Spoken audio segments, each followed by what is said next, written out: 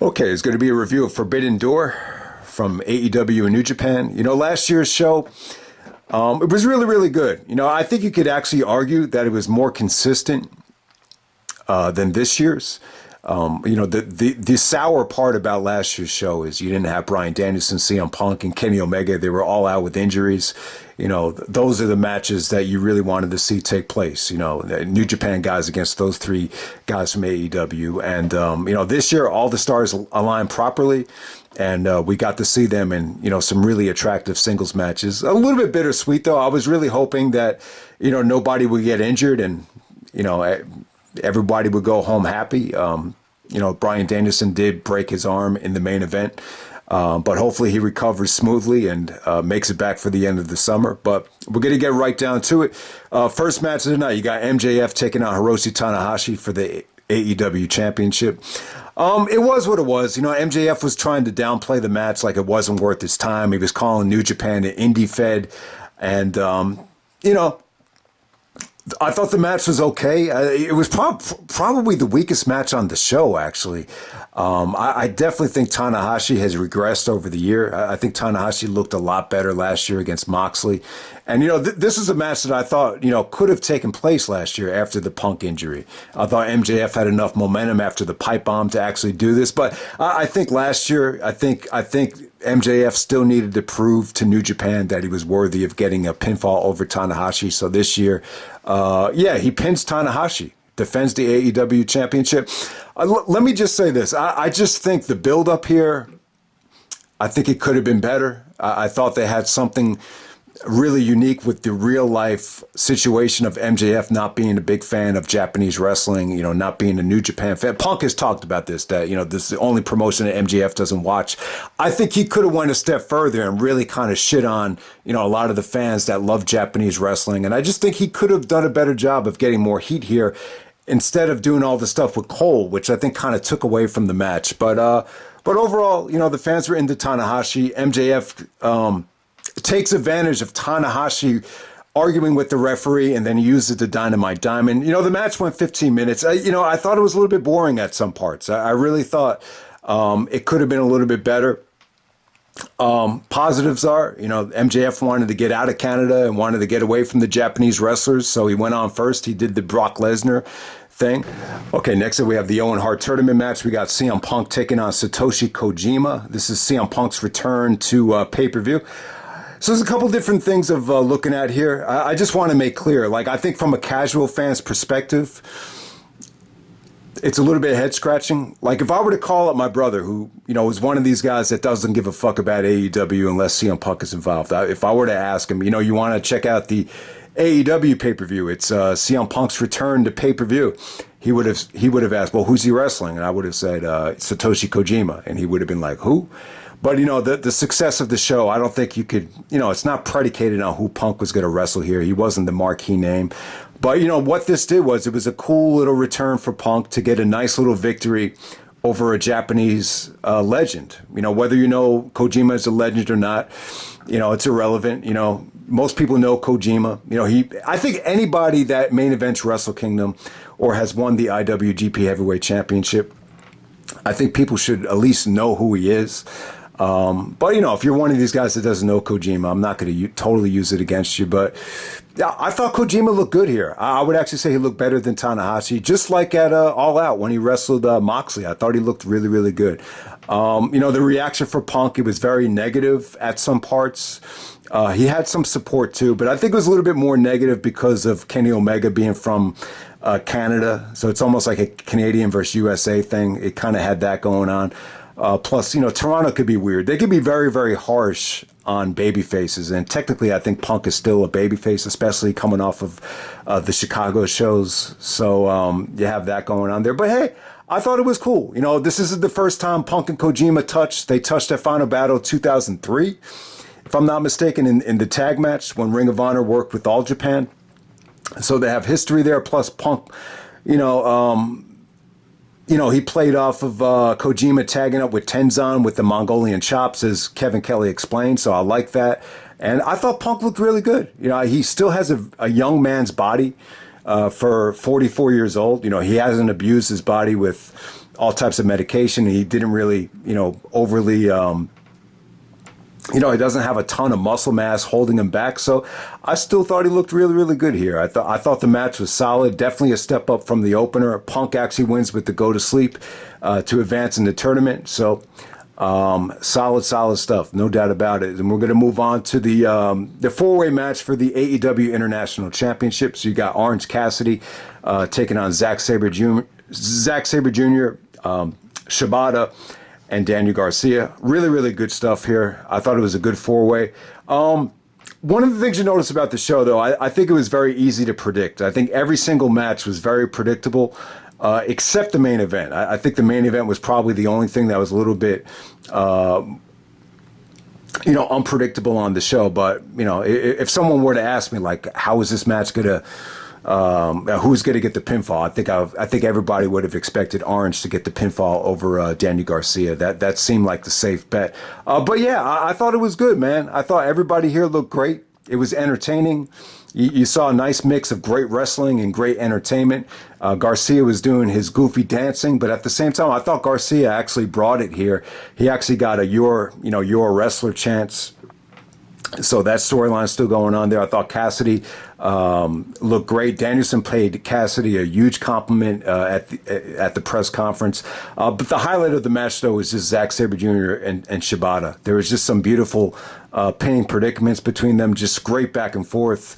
And Cassidy actually steals the victory after a Shibata running knee to pin Garcia. I just thought the match was sweet. Didn't overstay its welcome, but everybody just looked like $1 million. It was definitely one of the better things on the show. And I think Orange Cassidy actually set a record. He beat Jade Cargill's record for the most title defenses of any AEW championship so far. So, great night for Orange Cassidy.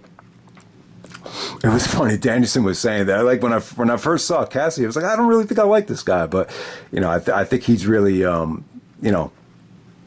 he's really turned things around nicely. Just like last year, I thought Cassidy had a really, really great performance at Forbidden Door. You remember last year he stole the show against Will Ospreay.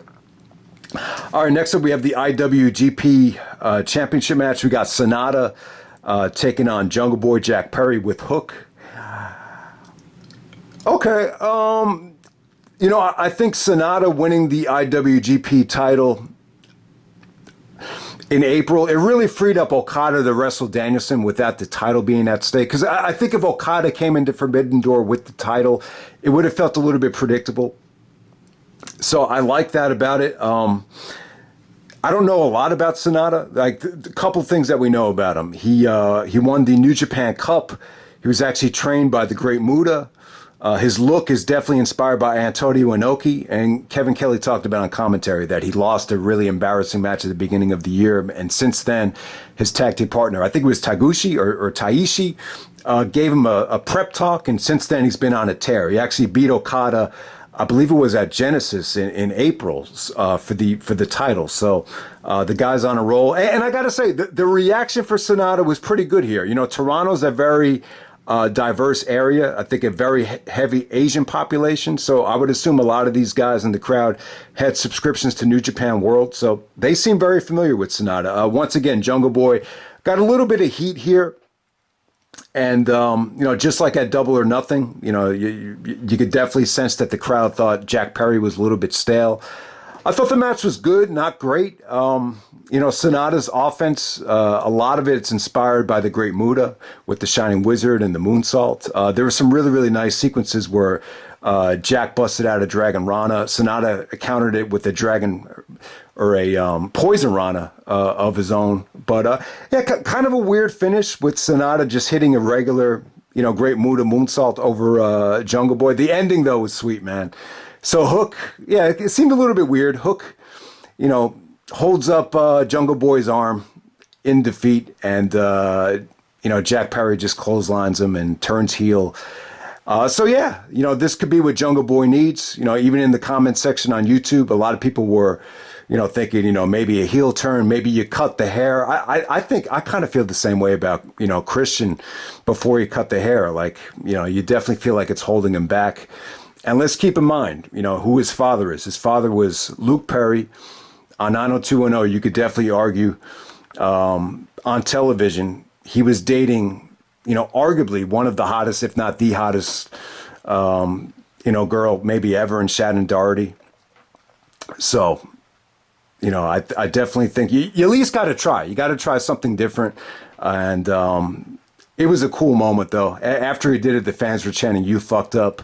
And anytime Taz takes his sunglasses off, the shit gets real. So I thought that was really, really cool. So a great heel turn, great moment. Hopefully both Jungle Boy and Hook can capitalize on it, and we could get a really, really good feud down the road. And yeah, definitely looking forward to that. But the match was kind of average. I wouldn't say it was bad, but it was pretty damn good. It just makes you want to see more of Sanada. That's all I can really say about it. Both Sanada and Jungle Boy, both in the build up to the match, they both admitted that they didn't know much about who they were wrestling. So I guess I'm not the only guy, but it definitely did seem like the fan base was very familiar with Sanada.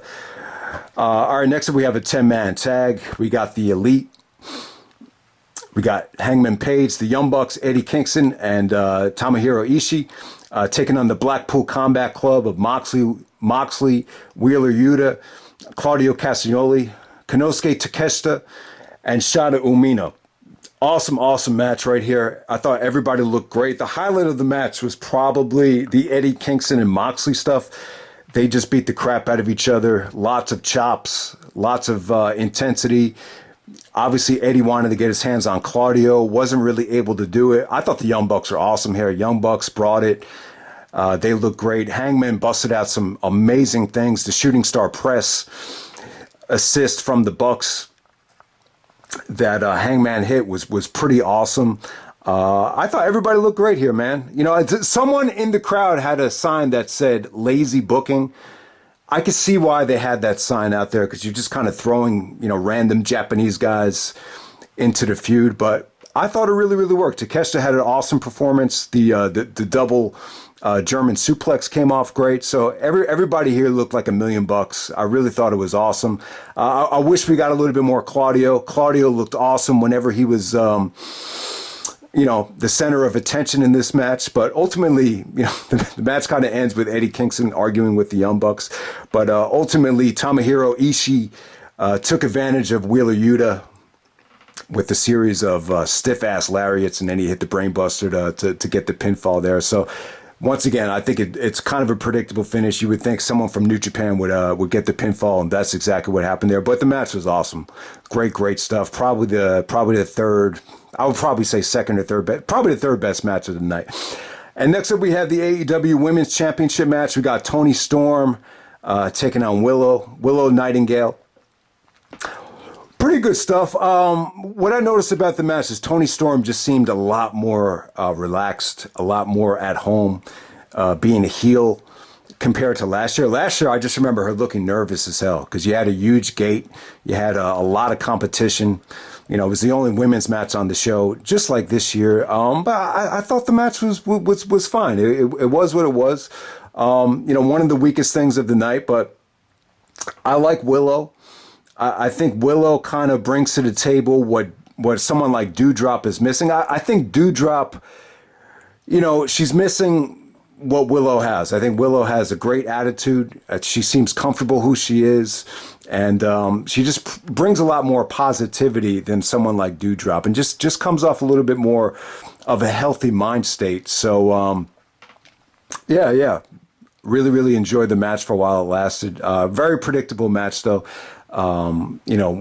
Willow just won the New Japan Strong Women's Championship. So you kind of had a feeling that Toni was going to easily retain here. So there was a situation with the referee where she got distracted, and then she hit her finish to Willow to put her away. Don't want to spend too much more time on it, but yeah, I mean, I really do like Willow, though. I think she's definitely like a breath of fresh air in the women's division. All right, next up we have obviously the match of the night for the IWGP United States Heavyweight Championship.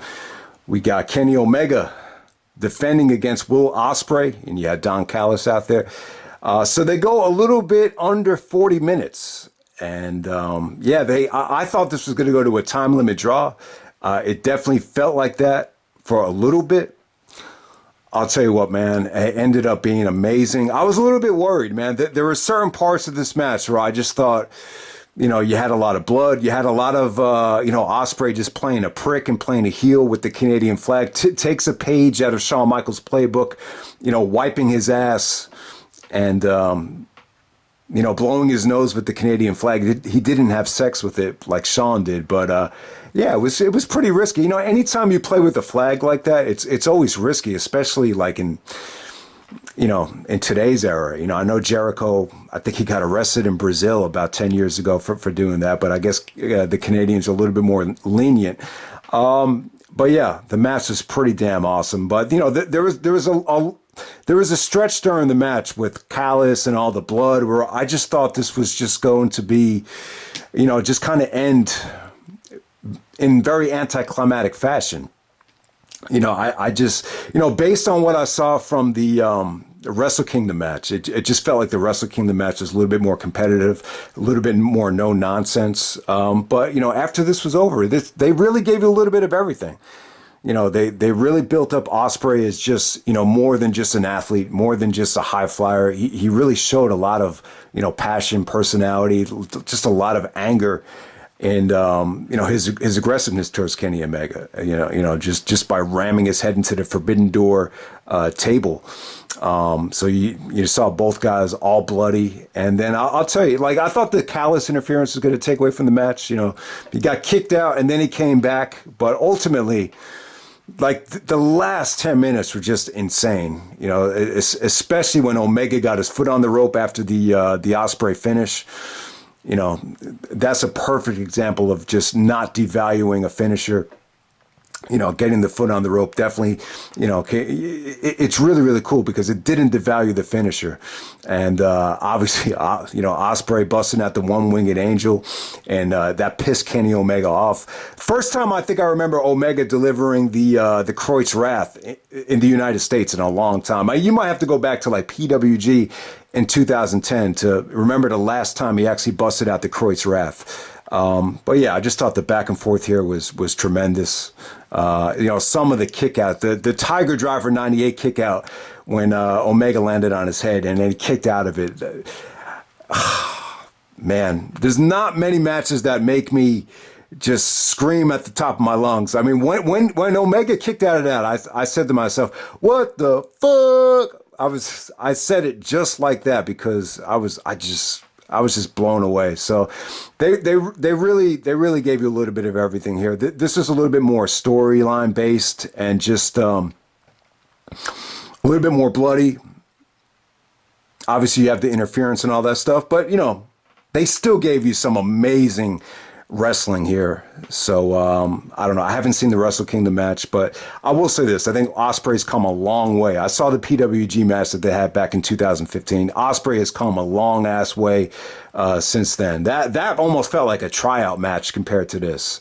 And just really, really good stuff. And I thought Kevin Kelly did a good job of explaining the feud and, the pandemic situation with, Omega staying in the States, Ospreay staying in Japan, kind of stuck in Japan because of the pandemic and really feeling the pressure to carry the load with Kenny Omega not being there. So lots of good stuff here. And by far the match of the night. So this is going to be, I got to say, this is probably going to end up being the match of the year. So if anyone out there has seen both matches in their entirety, let me know how the Wrestle Kingdom match compares to this. But just from the few highlights that I've seen, it definitely felt like the Wrestle Kingdom match was just a little bit more of a sports, matchup, just no nonsense.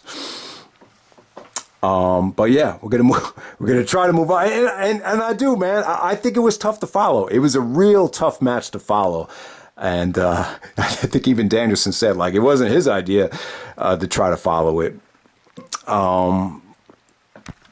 All right, we're going to move on to Sting, Darby Allin, and Tetsuya Naito taking on Liz Sex Gods, or Liz Suzuki Gods of Chris Jericho, Sammy Guevara, and Minoru Suzuki. It was a pretty damn good situation here. What it did was it really built up Chris Jericho and Sting nicely.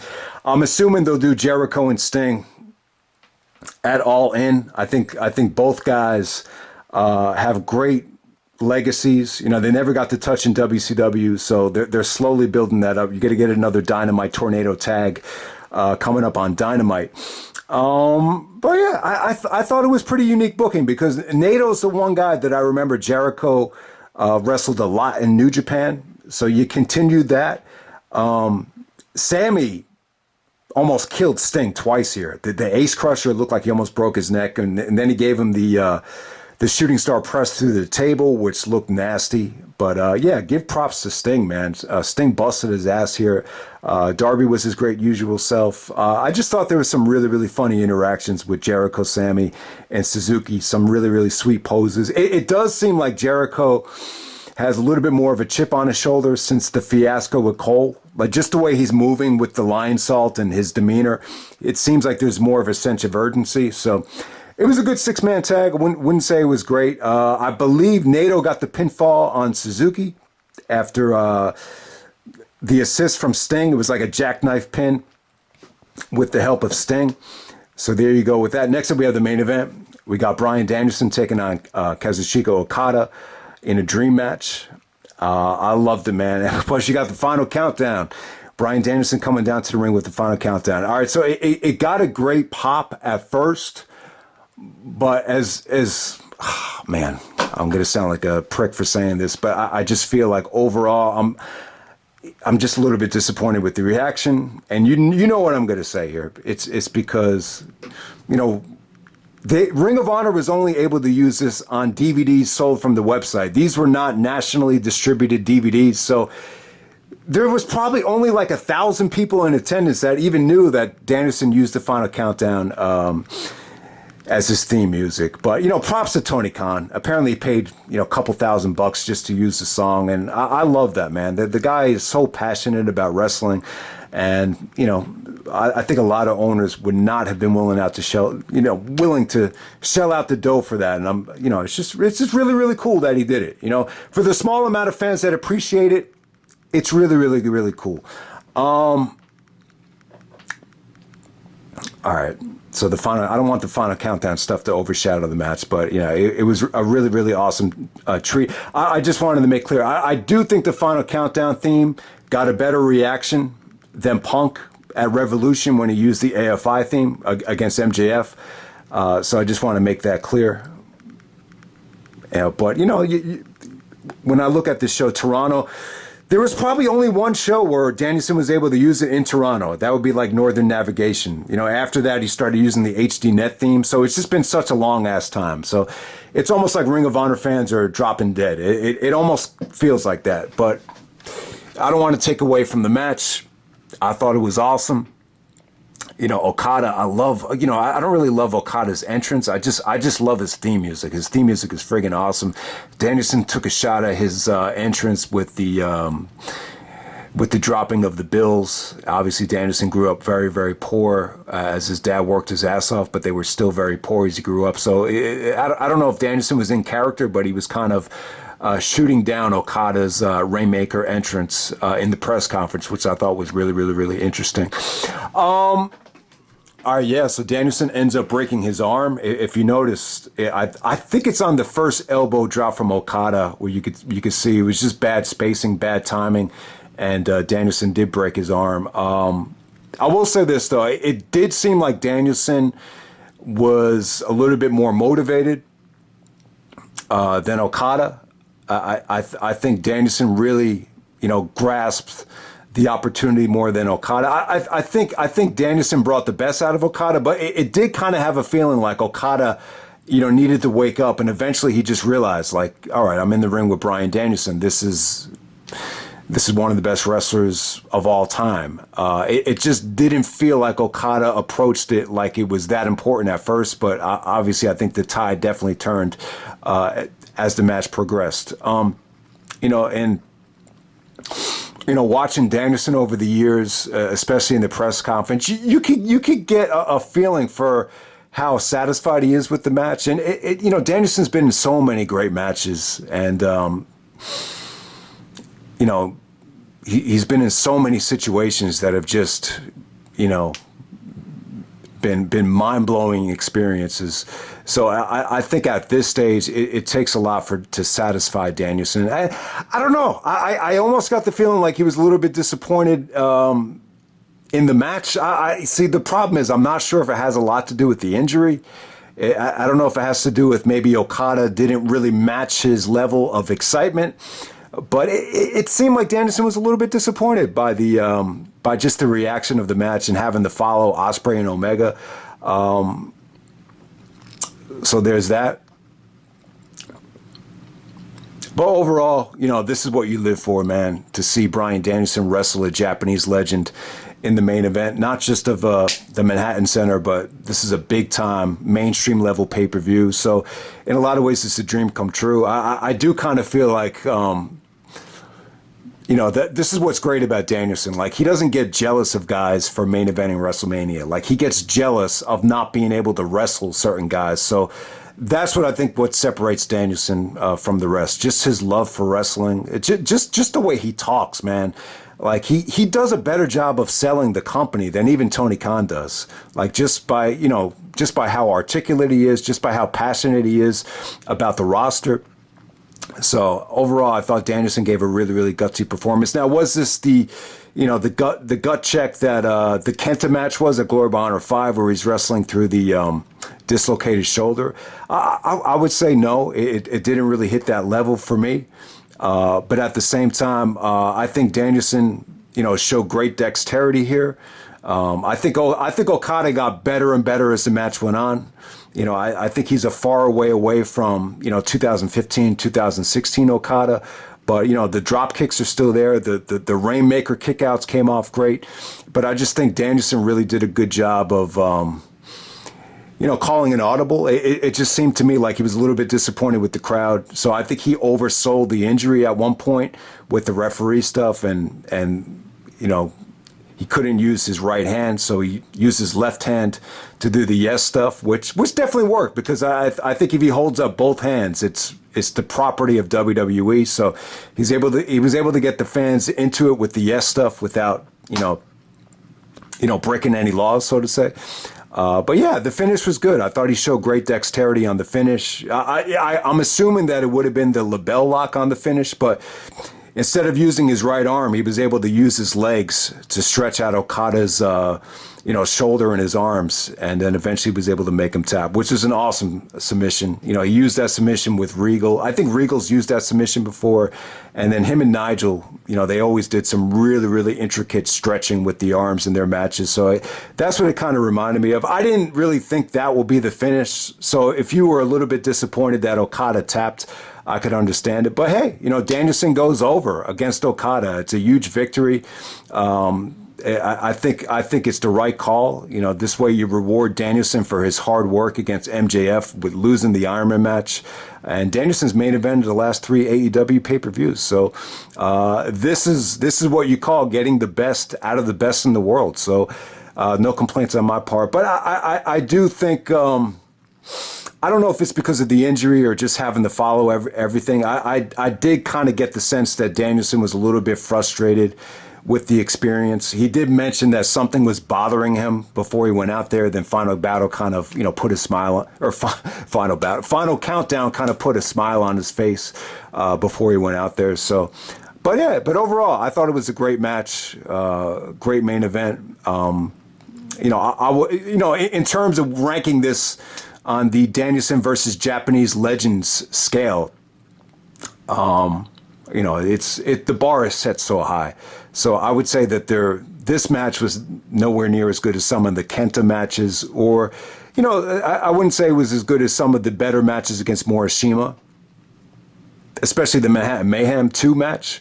I would actually put it above the Marufuji matches. This got more of a platform to deliver. It got more of a broader spectrum showcase than the Marufuji matches, and I would actually say that it exceeded the Marufuji stuff.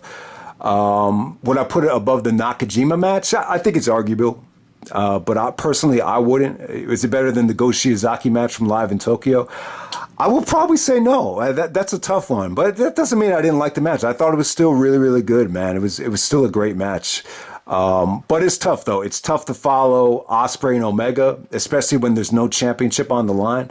And he still went out there and did it. And once again, awesome gut check from Bryan Danielson. So there you go with that. But yeah, I'm not disappointed in the show at all. I thought it was really damn good. I will say this, though. I could see people saying that it doesn't have the depth that last year's show had. But God, that Ospreay and Omega match is going to go down as a classic. And then you had, the 4-way was really good. And then the 10-man tag, I thought that exceeded expectations. I think Danielson and Okada, there's no way you could say that it was disappointing. I mean, if you want to argue that it was disappointing because the expectations were so high, then that's fine. But yeah, you can't say that it sucked or it didn't deliver, though. It definitely delivered. Anytime someone gets injured, though, it's always going to be a little bit bittersweet. But it's tough, though, man. It's not easy to suck it up and work a crowd through an injury. But Danielson was able to somehow manage to do it. But for some reason, it feels like we've seen it time and time again. So I don't think it should surprise anybody. But I'll end it right there. That's Forbidden Door. I'm going to say awesome show. Definitely a step up from Double or Nothing. And I'm out. All right.